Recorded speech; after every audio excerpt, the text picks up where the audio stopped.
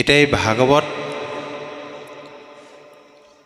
কি বুলি যদি আপোনাক কোনোবাই প্ৰশ্ন কৰে, ইয়াৰ কেইবাটাও দিশ আছে। মূল দিশটো হ'ল বৈকুণ্ঠ প্ৰায়ণৰ আগে আগে ভগৱন্ত কৃষ্ণদেৱে উদ্ধৱক কৈ গৈছিলে যে হে উদ্ধৱ,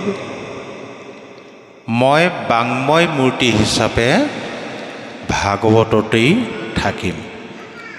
গতিকে ভাগৱত হ'ল স্বয়ং ভগৱন্ত কৃষ্ণদেৱৰ বাংময় মূৰ্তি, আৰু আমি আসনত তাকেই প্ৰতিষ্ঠা কৰি সেৱা কৰোঁ।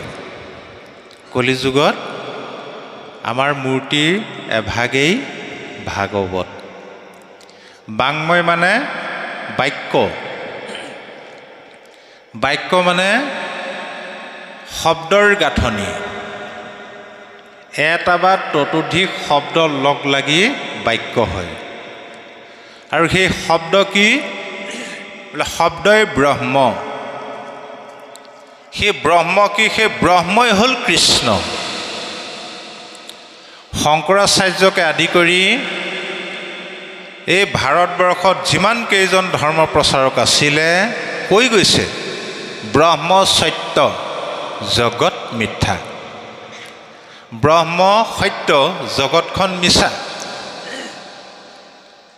কিন্তু সেই ব্ৰহ্মটো কোনটো, কোনো এজন পণ্ডিতে কিন্তু স্পষ্টভাৱে আমাক আঙুলিয়াই দিব নোৱাৰিলে। কোনে দিলে? আমাৰ গুৰুজন মহাপুৰুষ শ্ৰীমন্ত শংকৰদেৱ গুৰুজনাই স্পষ্টভাৱে কৈ দিলে, যোৱা গোৱালিৰ ঘৰে গৈয়া ব্ৰহ্ম চিনি ধৰা। সেই ব্ৰহ্মটো ক'ত আছে? সি বোলে গোৱালিৰ ঘৰতে আছে, লীলা কৰি আছে সি কৃষ্ণ। গতিকে ব্ৰহ্মই কৃষ্ণ। কৃষ্ণ মানে হ'ল আনন্দ। এইটো আমি বিশেষ গুৰুত্ব দিব লাগে যে কলিযুগত ভকতৰ হৃদয়ত ভগৱন্ত সাক্ষাৎ চতুৰ্ভুজ ৰূপে আৱিৰ্ভাৱ নহয়, আনন্দ ৰূপেৰেহে আৱিৰ্ভাৱ হ'ব। আৰু সেই আনন্দ উপভোগ কৰিবলৈ, আনন্দ লভিবলৈ কি কৰিব লাগিব? বোলে ভাগৱত শুনিলেই নহ'ব, ভাগৱত পঢ়িলেই নহ'ব। দীপ্তৌ সচিদানন্দ। ভাগৱত শুনি ভাগৱতৰ কথাবিলাক ভাবিব লাগিব। মুহুৰহু ৰচিকা ভুবি ভাবুকাহা। ভাবিলেহে ইয়াৰ ৰসটো পাব। শব্দ শুনি ভাবিলে ক্ৰিয়া কৰে। মই এতিয়া বাস্তৱত প্ৰমাণ দিম, চাব। এতিয়া মই এটা শব্দ উচ্চাৰণ কৰি দিম, আপোনালোকে প্ৰথমতে শব্দটো কাণেৰে শুনক। যেতিয়াই শব্দটোৰ বিষয়ে ভাবি দিব, চাব বাৰু সকলোৰে জিভাৰ পানী ওলাই যাব। শব্দটো ধৰক টেঙা। মই টেঙা শব্দটো ক'লোঁ, আপোনালোকে কাণেৰে শুনিলে। এতিয়া বাৰু নেমু টেঙাটোৰ বিষয়ে ভাবি দিয়কচোন। নেমু টেঙাটা সমানে 4 চিটা কৰি এচিটা চুবাই দিয়কচোন বাৰু, জিভাখন সিৰসিৰাই গৈছে নাই? এটা শব্দ শুনি ভাবি দিয়াৰ লগে লগে যদি আমাৰ জিভাৰ পানী ওলাই যাব পাৰে, তেন্তে ভাগৱতত বৰ্ণনা কৰা কৃষ্ণ ভগৱন্তৰ গুণ যশলীলা চৰিত্ৰবিলাক শুনোতে ভাবোতে এদিন নহয় এদিন আমাৰ হৃদয়ত ক্ৰিয়া কৰিবই। ক্ৰিয়া কৰিলে আনন্দ আহিবই। কিয়নো বেদ শাস্ত্ৰসমূহক এজোপা কল্পতৰু বৃক্ষ বুলি কৈছে। সেই বেদৰূপী কল্পতৰু বৃক্ষজোপাত এটাই মাত্ৰ মহান ফল লাগিছে, যাৰ নাম ভাগৱত। আইসকলে পাছত বহি কথা পাতি নাথাকিব দেই, কৃষ্ণ অপৰাধ হ'ব। আৰু সেই ভাগৱত ৰূপী মহাফলটোৰ ৰসটো পান কৰিবলৈ কেনেকুৱা? ও স্বাদতয় অমৃতময় কেৱলে আনন্দ ৰস আছিল পূৰ্বত বৈকুণ্ঠত কৃষ্ণৰ কৃপাত পাছে অৰ্ধেক বয়স গৈ পাইলা ব্ৰহ্মা পদ্ম কলপ অমৃতৰ দৰে সোৱাদ। যিমানে শুনিব সিমানে আপোনাৰ মনৰ যিটো আনন্দৰ গতিবেগ বাঢ়ি বাঢ়ি গৈ থাকিব। সেইকাৰণে আমি ভাগৱত শুনি থকা অৱস্থাত নিজক সদায় দুটা প্ৰশ্ন কৰিব লাগে। প্ৰথম প্ৰশ্ন, ভাগৱতৰ কথাবিলাক অমৃতৰ দৰে সোৱাদ লাগিছেনে নাই? দ্বিতীয় প্ৰশ্ন, ভাগৱত শুনাৰ ফলত মনলৈ আনন্দ আহিছেনে নাই? যদি দুটাৰ আপোনাৰ এটাও হোৱা নাই তেন্তে জানক আৰু আপোনাৰ পূৰ্বজন্মৰ কিবা বিকাৰ এটা আছে। যি মানুহৰ বোলে পূৰ্বজন্মৰ বিকাৰ থাকিব, ভাগৱত যিমান অমৃত হ'লেও সোৱাদ নাপায়। গোটেই জীৱনটো ভাগৱত শুনিলেও তেওঁৰ মনলৈ আনন্দ নাহে। বিহু ফাংচনত আকৌ ৰাতিপুৱালৈকে থিয় হৈ বিহু নাম শুনি থাকিব পাৰিব, ভাগৱতত 2 ঘণ্টা সময়ত ধৈৰ্য সহকাৰে বহি থাকিব নোৱাৰে। বিকাৰটো কি? মহাপুৰুষ শ্ৰী শ্ৰী মাধৱদেৱে নাম মালিকাত স্পষ্টভাৱে লিখিছে, ঐ অনেক জনমে যাৰ সুকীৰ্তি আশ্ৰয়, বিচাৰি পাইবে কনামসী তোম হাসয়।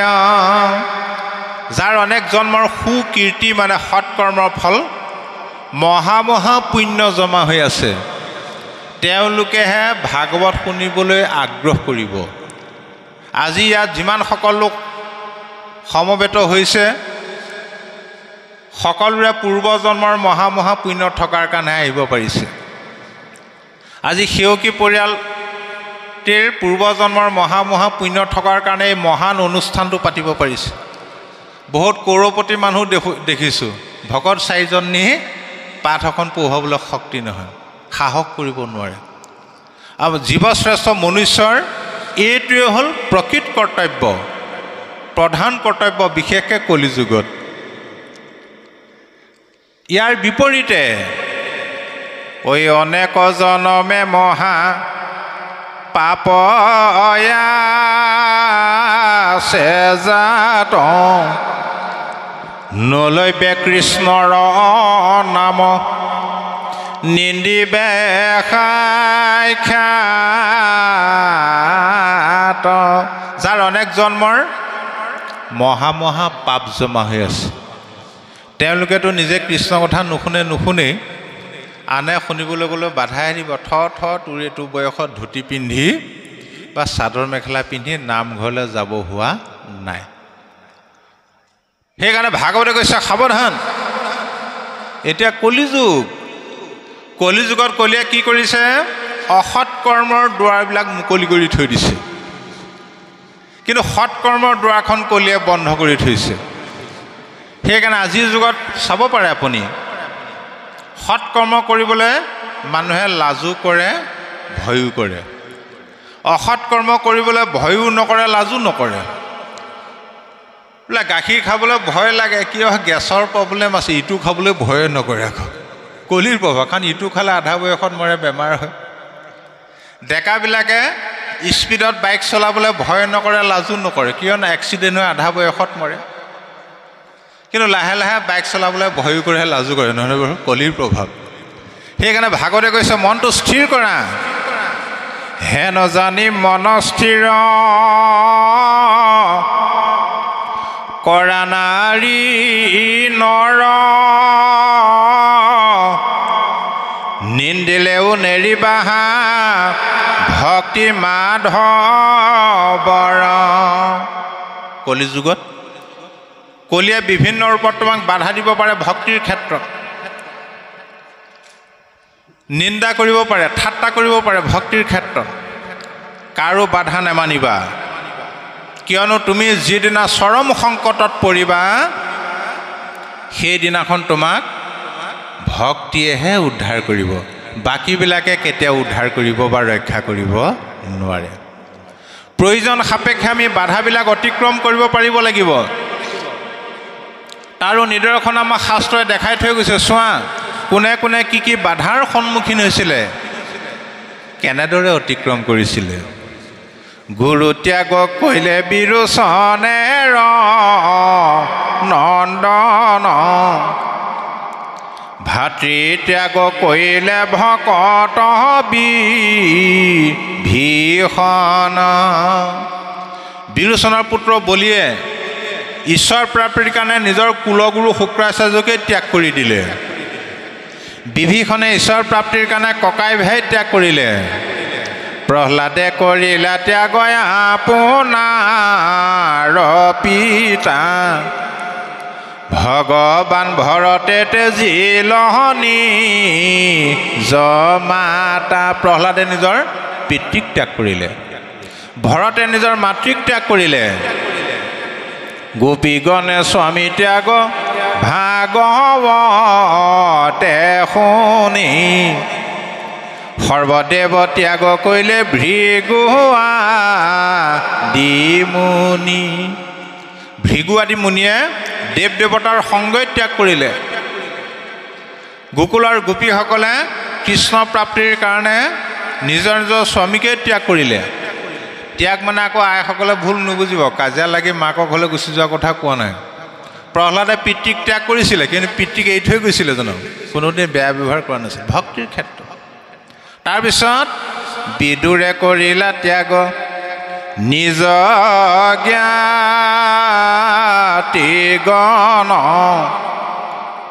শুনা সাৱধানে ইটো শাস্ত্ৰৰ বচন। বিদুৰে নিজৰ বংশই ত্যাগ কৰিলে। আৰু ইয়াৰ এটা আধ্যাত্মিক দিশ আছে।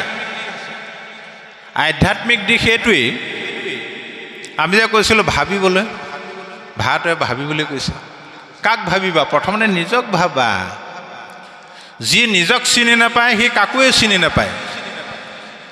পৰীক্ষিতে নিজক চিনি পালে ভাগৱত শুনি শুনি, তেতিয়াহে তেওঁৰ মনৰ পৰা মৃত্যু ভয়টো দূৰ হৈছে। নিজৰ জীৱনটোক এবাৰ ভাবা। এই ভাগৱত হ'ল বাস্তৱবাদ আৰু বিজ্ঞানসন্মত।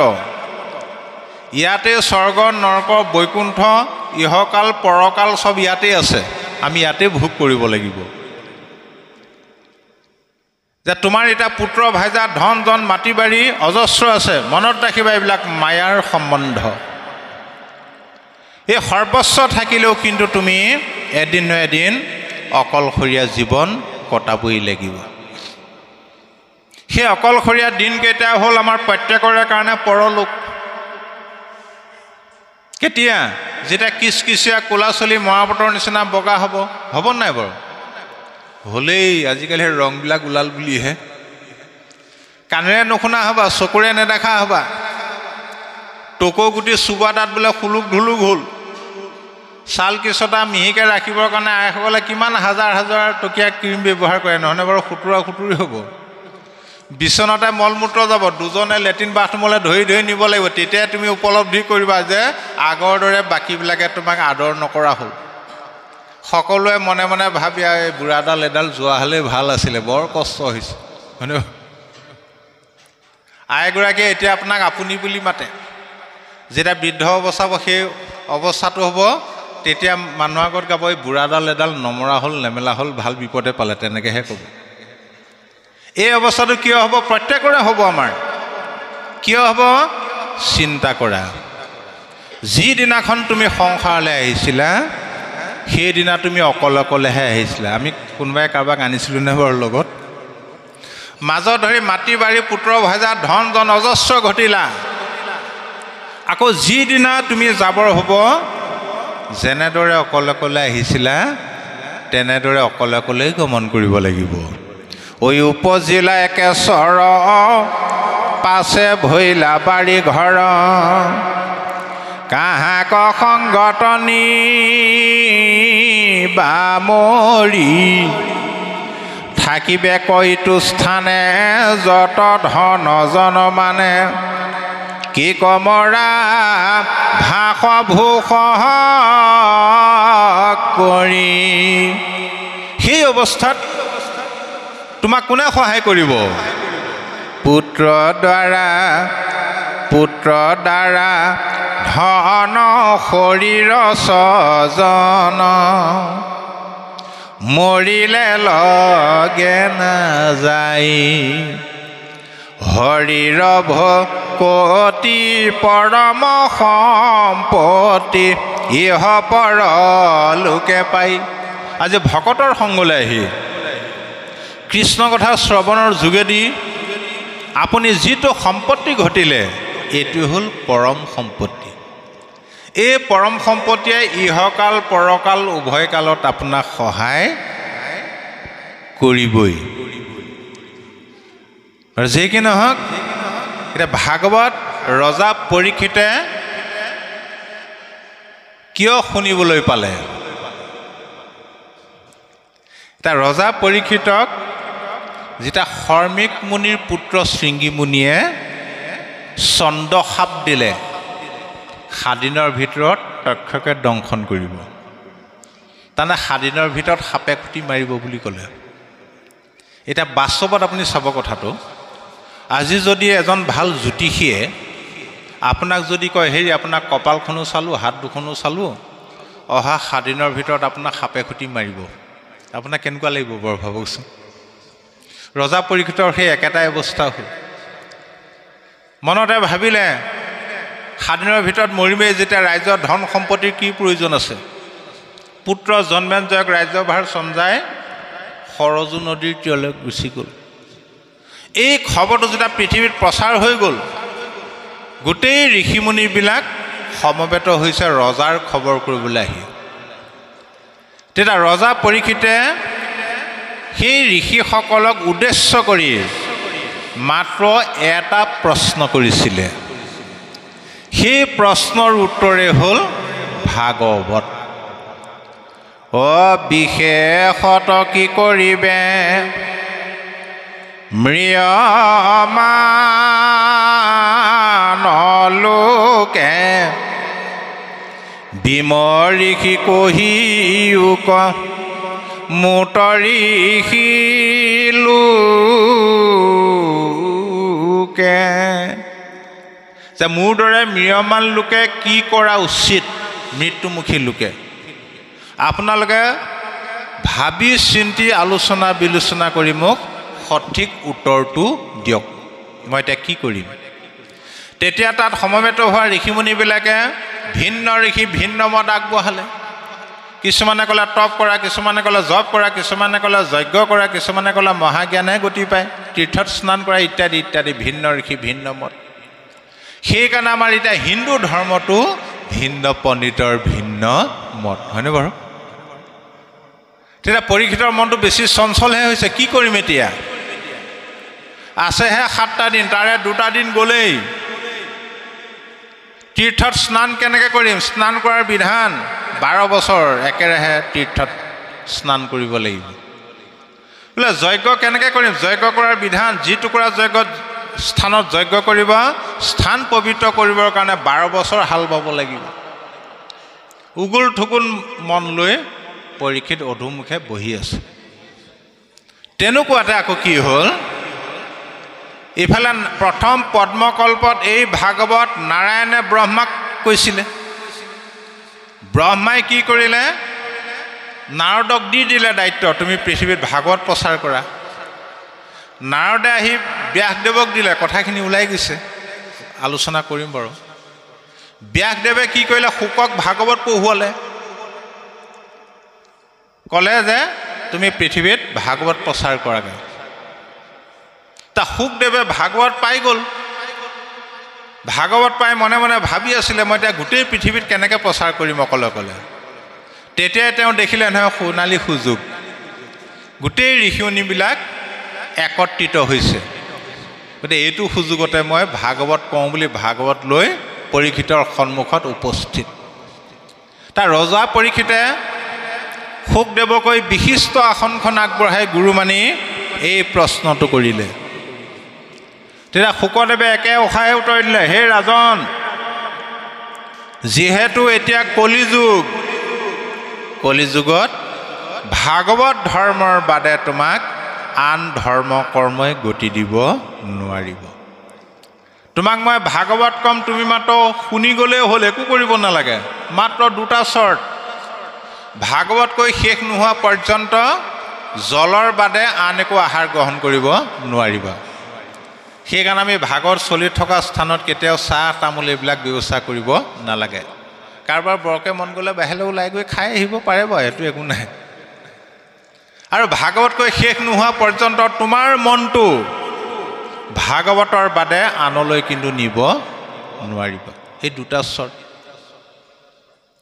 শুকদেৱে পৰীক্ষিতক ভাগৱত ক'লে, পৰীক্ষিতে কিয় শুনিবলগীয়া হ'ল? নিজৰ মৃত্যুটো দেখা পালে। এতিয়া শুকদেৱে পৰীক্ষিতক ভাগৱত কোৱাৰ 230 বছৰৰ পিছত, এইটো পদ্মপুৰাণ উত্তৰখণ্ডৰ ভাগৱত মাহাত্ম্যমত আছে, 230 বছৰ পিছত সৌনকাদি 28,000 ঋষিমুনিয়ে সূতৰ মুখেদি ভাগৱত শুনি আছে। এতিয়া 28 সহস্ৰ ঋষি বেদত প্ৰধান, বিষ্ণুৰ নৈমিষ ক্ষেত্ৰ মহাপুণ্যস্থান, এই ৰামায়ণ কৰি সূতক পাতিলা সত্ৰ তথা, সৌনক প্ৰমুখে শুনে ভাগৱত কথা। এতিয়া সৌনকাদি ঋষিমুনিসকলে সূতৰ মুখেদি ভাগৱত শুনি আছে। এতিয়া সৌনকাদি ঋষিমুনিসকলে আকৌ ভাগৱত শুনিবলৈ কিয় আগ্ৰহ প্ৰকাশ কৰিলে, ইচ্ছা কৰিলে? তেওঁলোকৰ কথাত ওলাই পৰিলে। সূতক নিমন্ত্ৰণ কৰি আনি সৌনকাদি ঋষিয়ে কি বুলি ক'লে? সৌনক বদতি শুনা সূত মহামানী, পৰম পাতকী কলি পাইলে হেন জানি, আৰম্ভিলো যজ্ঞয়াসী সহস্ৰ বৎসৰ, হোম ধূম্ৰে ধূম্ৰ বৰ্ণ ভৈল কলেবৰ। হে মহামানী সূত, কলিযুগ বুলি জানি কলিৰ কবলৰ পৰা মুক্ত হ'বৰ কাৰণে সহস্ৰ বৎসৰ যাগ যজ্ঞ পূজা পাতল কৰিলোঁ। ইমানেই যজ্ঞ কৰিলোঁ, যজ্ঞৰ ধোঁৱা লাগি লাগি দাড়ি চুলিটো বাদেই দিয়ক, গোটেই গাটোৱে ধোঁৱা বৰণীয়া হৈ গ'ল। আকৌ সেই কৰ্মবিলাক কৃষ্ণ তেওৱাৰ পিয়াই আমি কৰোঁ কৰ্ম যত, তাতো নানা বিঘ্নি আছে জানিলোঁ মনত। যদিও আমি সেই যজ্ঞ কৰ্মবিলাক এক ভগৱন্ত কৃষ্ণৰ চৰণতে অৰ্পণ কৰিছিলোঁ, তাত বহুত বিঘিনি আছে আমি প্ৰমাণ পাই গ'লোঁ। যিটো কৰ্ম কৰোৱাত নাহিকে বিশ্বাস, আপোনাৰ আয়ুক কৰিলোঁ ব্যৰ্থে নাশ। আৰু যি আমি কৰ্মবিলাক কৰিছিলোঁ, সেই কৰ্মবিলাকৰ প্ৰতি আমাৰ সম্পূৰ্ণ বিশ্বাস নাছিল। বিশ্বাস নোহোৱাকৈ সেই ধৰ্ম কৰ্মবিলাক কৰাৰ কাৰণে আমাৰ কি হ'ল? আয়ুসটো ইমান দিনহে এনেই গুচি গ'ল। গতিকে যাগ যোগ যজ্ঞ কৰি দুখ পাইলো মাত্ৰ, আবে কহিও ক মহা ভাগৱত শাস্ত্ৰ। যাগ যুগ এইবিলাক কৰি আমি কষ্টহে পালোঁ, ক্লেশ পালোঁ।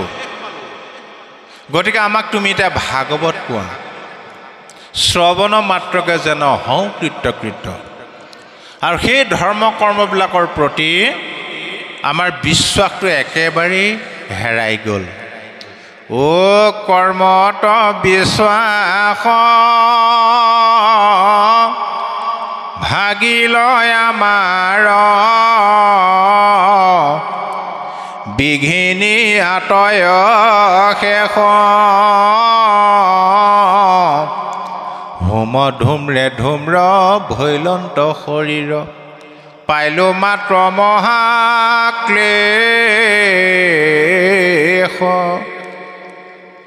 তাৰপিছত ক'লে, যিজন পৰীক্ষিত পৃথিৱীৰ 61 ৰজা,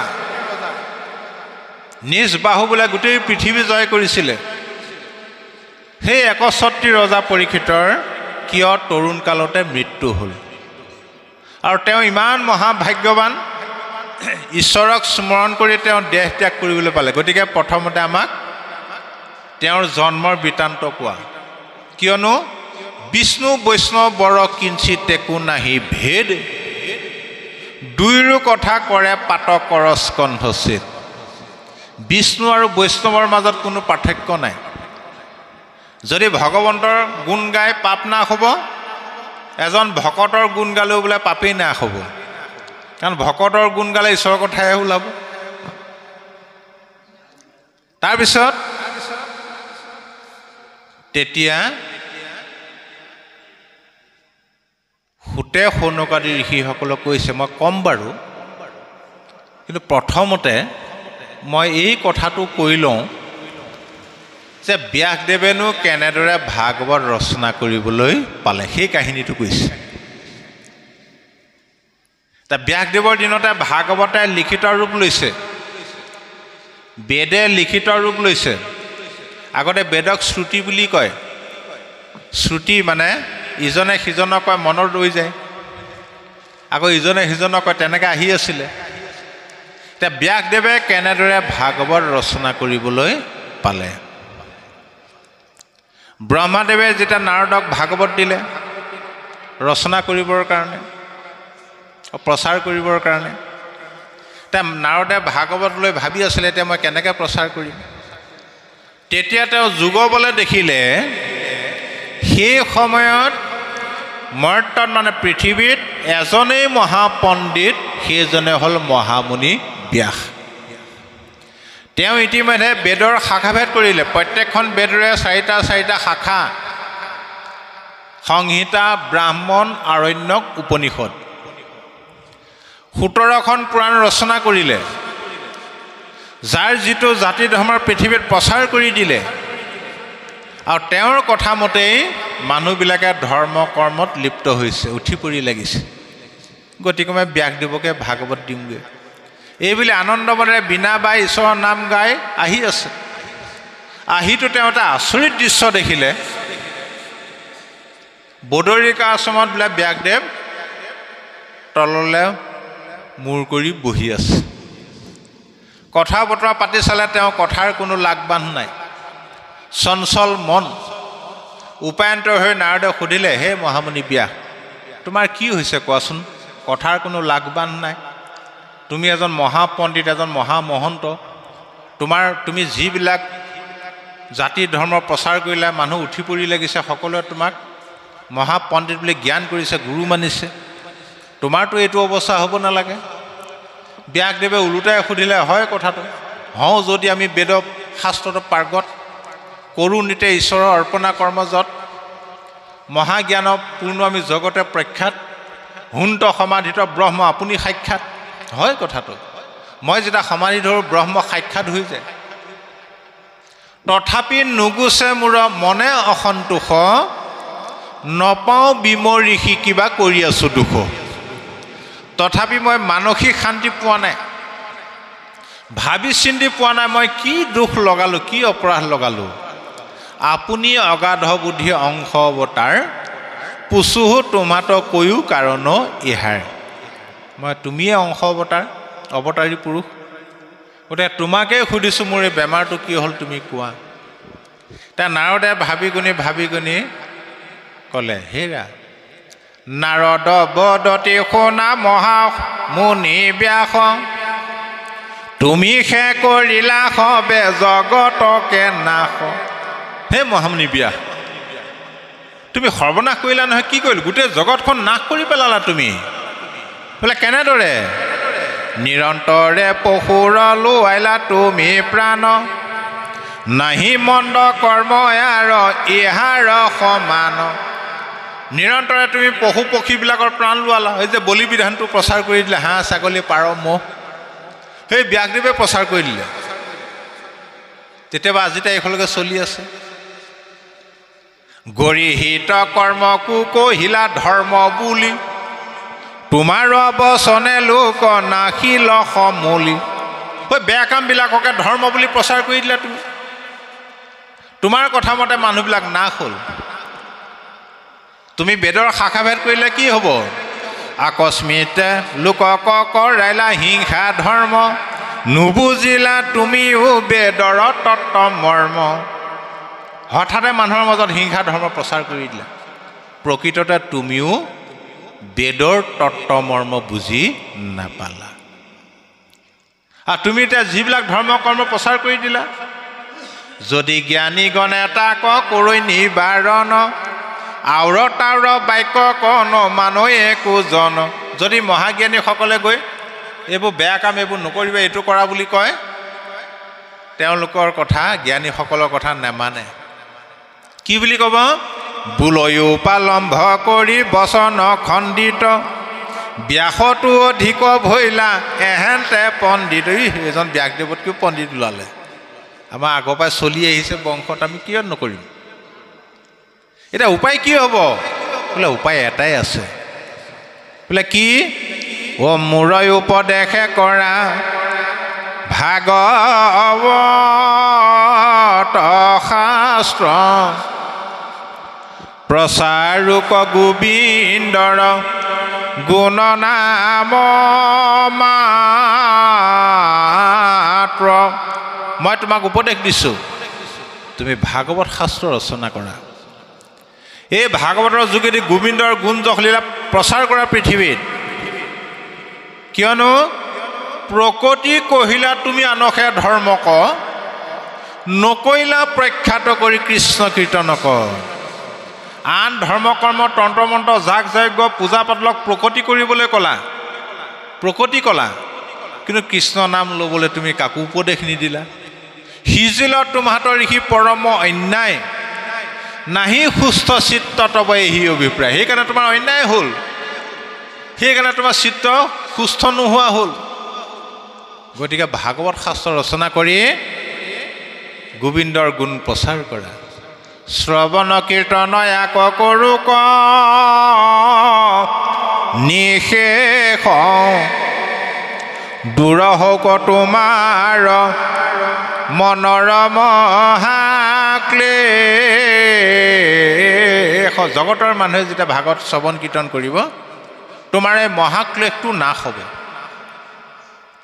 এতিয়া নাৰদৰ পৰা যেতিয়া বেদৰ তত্ত্বমৰ্ম বুজি পালে বুজি পাই ব্যাসদেৱে ধ্যানত বহিল আগতে যিটো ধ্যান কৰিছিলে এইবাৰ ধ্যানৰ প্ৰক্ৰিয়াটো বদলি হ'ল আগতে ব্ৰহ্মক ধ্যান কৰে ইয়াত জ্যোতি এটা পায় সেইটোকে ব্ৰহ্ম বুলি সান্তনা লভে এইবাৰ কি দেখিলে বাম পাশে মায়া দক্ষিণত ভক্তি মাৱ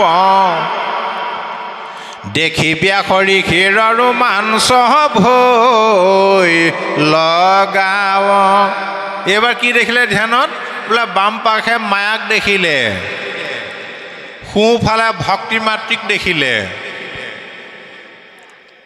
এতিয়া সেইকাৰণে আমাৰ বাপসকলে মায়া তাৰমানে বাওঁফালটো ঢাকি লয় চেলেঙৰে সোঁফালটো উদং কৰি লয় আইসকলে চাদৰখন সোঁফালে লয় নে বাওঁফালে লয় বাওঁফালে লয় নহয়নে বাৰু কিয় বাওঁফালে লয় আজি কথাটো বুজি পালেহে বামফালে মায়া সোঁফালে ভক্তি মাতৃ আৰু দুগৰাকী মাতৃৰ দুটা কৰ্মও দেখিলে তেওঁ ও মায়ায়ে বান্ধন্ত ভক্তি মাতৃ মেলাৱন্ত দুই হানু মধ্যস্থ ভাৱে আশা ভগৱন্ত বোলে মায়াই বোলে জীৱবিলাকক বান্ধি দুখ দিয়ে ভক্তি মাতৃয়ে মোকলাই দিয়ে সেইদিনাহে ব্যাসদেৱে বুজি পালে বন্ধৰ মুখ্যৰ হেতু জানি ব্যাসৰ ঋষি ভাগৱত শাস্ত্ৰ পাছে ৰচিলা হৰিষি এই বন্ধৰ মুখ্যৰ মূল কাৰণটো বুজি পাই আনন্দ মনেৰে তেওঁ ভাগৱত শাস্ত্ৰ ৰচনা কৰিলে তাৰমানে ব্যাসদেৱে পুৰাণবিলাকত কি কৰিলে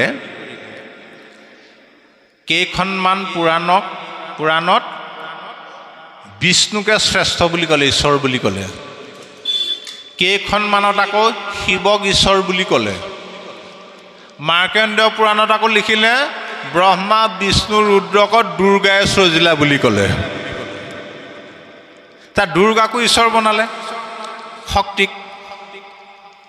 শিৱকো ঈশ্বৰ বুলি ক'লে, বিষ্ণুকো ঈশ্বৰ বুলি ক'লে। আকৌ নিজে ৰচনা কৰাটো নিজে পঢ়ি নাচাই জানো? তো নিজে পঢ়ি চালে মইনো কি ৰচনা কৰিলোঁ? নিজে ৰচনা কৰা শাস্ত্ৰ নিজে পঢ়ি নিজৰে খেলি মেলি লাগি গ'ল। বিষ্ণুৱে শ্ৰেষ্ঠ নে শিৱই শ্ৰেষ্ঠ নে দুৰ্গাই শ্ৰেষ্ঠ? ভাবোঁতে ভাবোঁতে ভাবোঁতে ভাবোঁতে কিবা মতি ভ্ৰমৰ দৰে হৈ গুচি গ'ল। গতিকে যি পুৰাণসমূহ ৰচনা কৰি মহাপণ্ডিত ব্যাসদেৱে মতি ভ্ৰমৰ দৰে হ'ল, এতিয়া বৰ্তমান আমাৰ পণ্ডিতে সেই পুৰাণসমূহ যদি পঢ়িবলৈ হয় খেলি মেলি নালাগিব নে? চিৰিয়েলবিলাক চাবচোন, শ্ৰীকৃষ্ণই হওক, মহাভাৰতে হওক, ৰামায়ণে হওক, ইখনৰ লগত সিখনৰ কাহিনী নিমিলে। সেইকাৰণে সকলো শাস্ত্ৰৰ সাৰ হ'ল ভাগৱত। যি ভাগৱত পঢ়ে আন একো পঢ়াৰ প্ৰয়োজন নাই। এতিয়া মৌ গুটিবিলাক দেখে নেদেখে? মৌ গুটিবিলাক বিভিন্ন ফুলত পৰে, বিষ্ঠাতো পৰে, হয়নে বাৰু? প্ৰত্যেক ফুলৰ পৰা ৰসটো আনে, আনি শেহত কি বনায়? মৌজোল।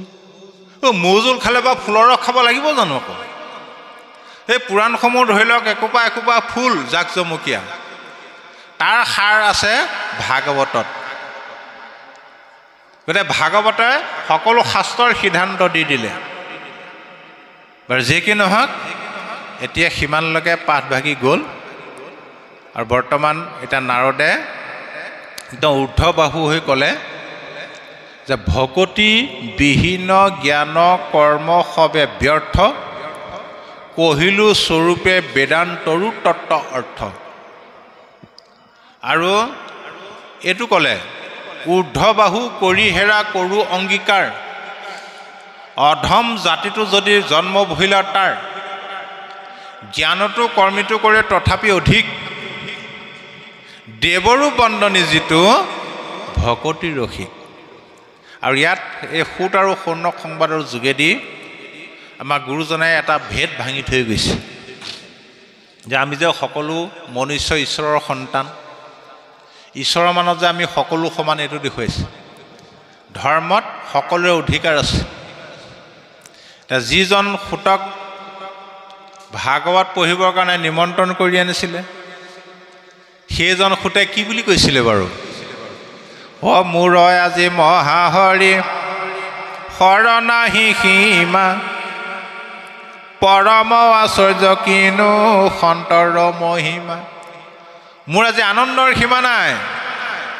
সাধু সন্ত ভকতৰ কিমান মহিমা। বোলে ক্ষত্ৰিয়ত হন্তে ব্ৰাহ্মণিত ভৈলো জাত, অপবিত্ৰ সুত জাতি জগতে প্ৰখ্যাত। ইমান দিনে জগতৰ মানুহে মোক অপবিত্ৰ বুলি ঘৃণা কৰে। যিজন সুতে স্বীকাৰ কৰিছে